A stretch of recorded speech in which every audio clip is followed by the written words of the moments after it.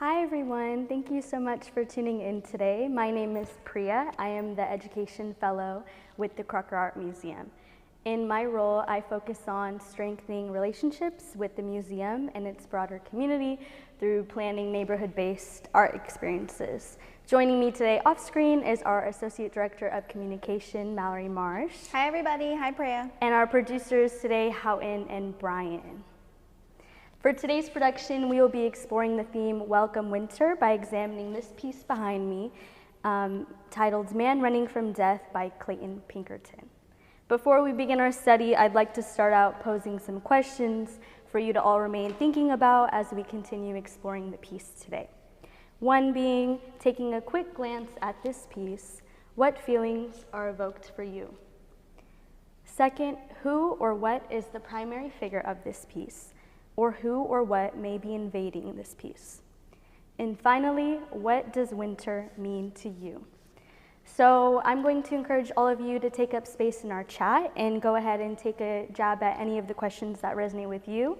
And then I'm also going to turn it to our production team to focus on sharing their thoughts on that final question, what does winter mean to you?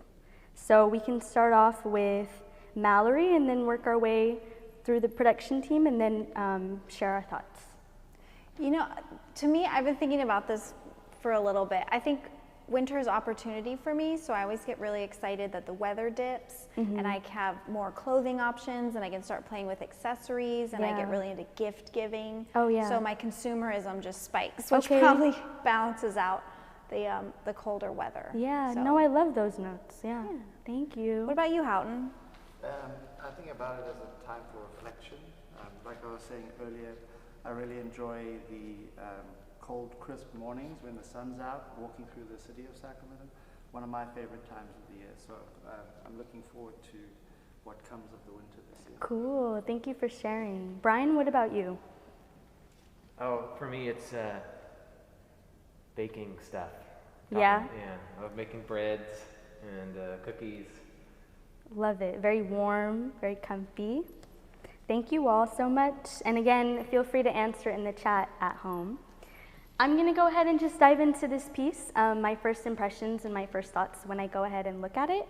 I wanted to note that the primary colors that we are seeing here are black and purple. And black and purple often symbolize life, mystery, passion, darkness. And then we also have the juxtaposition with the presence of green and orange, which are often known to symbolize renewal, rebirth, and joy. So I think it's really important to focus on these colors now, early on in our study, so then we can better orient ourselves in why I selected this piece for our theme today and what winter means to me. So I just want to start off by explaining what we see here, or what at least I see here. In the middle of the piece, I see a knife with a very bright red scale, and it's placed in the center, and it's almost the division of two forces that we see. So on the left-hand side, I see a body, and I see it is adorned in what it looks to be like green and purple clothing. But then on further examination, I see that there are two heads, which kind of represent a soul figure and a flesh figure. So it can appear that you can see a soul trying to escape its flesh chamber or trying to emerge out of its body. You can see the separation with the dark lines representing the skeleton skull, whereas the rest of the figure representing its flesh body in human form. On the bottom, we see its legs outlined in orange, which indicate a progression forward. It looks like it's running with one leg up and one leg planted firmly. And on the left-hand side of the knife here, we see a much smaller figure than the one on the left. It looks probably like 3 times smaller than the size of the figure on the right of the knife. And it's interesting because when I look at this piece, although its size is so much smaller, it feels like it is just as prominent as the figure on the right-hand side, taking up just as much space. and almost just as dooming and eerie as the figure on the right. I wanted to note that the head is a skeleton as well, and it is also floating. There is no legs or arms really present. It just seems to be a floating skull in the darkness. The strokes of this painting, it is an oil on canvas painting, and I want to note that the strokes are a little frantic. There is a lot going on, especially centered around the knife, which I think is representative of this exchange between hands with this knife. It's chaotic, and there is a lot of power shown in the strokes near this exchange. I wanted to give you this outline of the piece so then I can explain to you why I chose it for today's theme, Welcome Winter, and what winter as well means to me. The reason why I found that this piece encapsulated our theme so well is because winter often signifies the death of summer, and it often signifies a period of solace and reflection in order to welcome rebirth and renewal of spring. Mallory, do you have a note? Yeah, we've got some things I want to shout out in the chat. Our friend Barbara is saying that where she is, winter is characterized by color. So browns, grays, and then really stark contrast between the low light and then early nightfall. Oh wow, beautiful. And then we also have a friend at home that's saying this piece reminds him of having a little devil on his shoulder. Ooh, very interesting. Thank you so much for sharing those notes. I really appreciate them, and I think that they complement nicely to what we're gonna keep diving into and keep sharing. Oftentimes winter, I feel, for me personally, is associated with loneliness and grief and darkness, and what Houghton mentioned earlier, a period of reflection. And honestly, the season of winter can be quite uncomfortable for many of us. We can find ourselves trying to hide or run away or hibernate from this period of reflection that we may be forced to uncover or feel within ourselves, within the world around us and within the people around us as well. And one thing that I think is really interesting about winter is that the season is inevitable, and you encounter winter whether you're prepared for the holidays or gift giving or whatever you may be unprepared for. It arrives and you are rushed to close out the year or make those last marks before the new year can arrive. I think another thing about this piece that really resonates with me is when I first stumbled across this piece, I was really forced to feel it, really forced to take in all of the colors, all of the really dark imagery, this presence of death and this presence of running from. And I think similarly to winter, we are forced to feel it. There's no way through it or around it.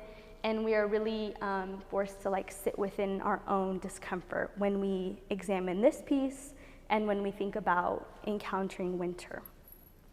So I just wanted to switch over very quickly to talk about one of my favorite pieces, Basquiat's Writing with Death.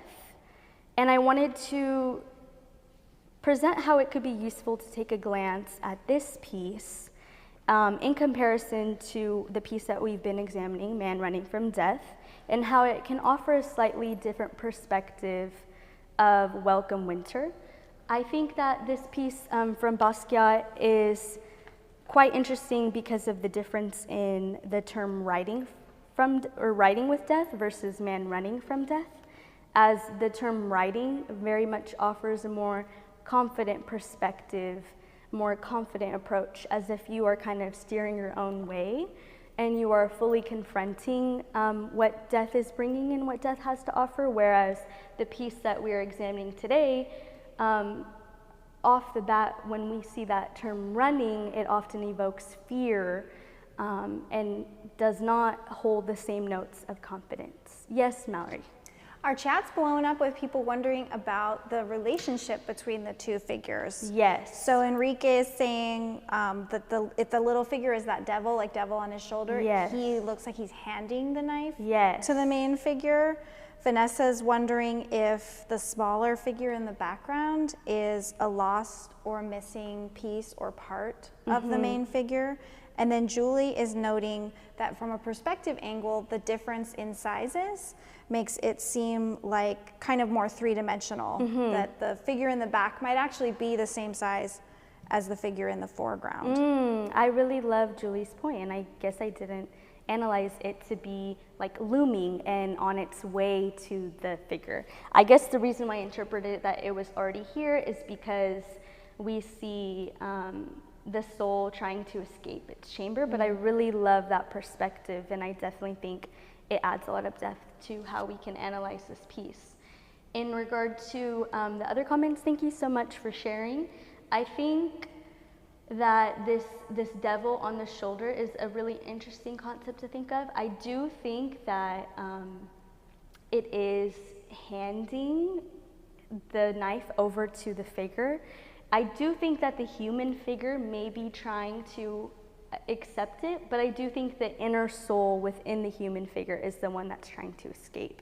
So oftentimes when we think about grief and death, sometimes your human form is ready to decay before your soul form is quite ready. We have a lot of feelings of inability to let go, or maybe not quite ready to progress onto the new transition of life. So I think it could be possible that this is your human flesh chamber saying like, okay, I'm timed out, and then the soul is ready to go ahead and move forward, or go ahead and escape its body, because it may not quite be ready for the inevitable doom that can come. But yeah, those are great comments. Thank you all so much.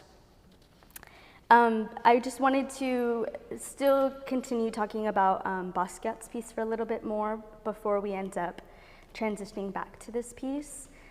I think that this piece is one of my favorites for many reasons. I think it offered me a really important perspective on how to look at grief and essentially ride death as opposed to running from it, and very much steering my own way towards how I want to perceive death, grief, and winter.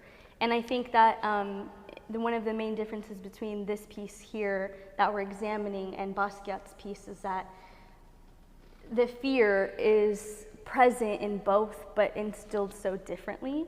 This one that we're examining today really makes me feel as if it is bad if we don't confront our own fears, or it is inevitable that something will come as a result of us trying to avoid things. Whereas looking at Basquiat's piece gives me a little bit more hopeful and more personal connection to how I can move forward in this time of winter and solace and grief. Yes, Mallory. I wonder, we're getting some questions about, Preya, if you could talk more about why you think, or what you see as interpreting the soul leaving the body. And then Houghton, I wonder, can you give our friends at home like a close-up of the figure from the top down to the bottom, so we can go from like the soul escaping down to his running legs? So the way that I see the difference in a soul and a human body is I see two faces with two eyes at the top.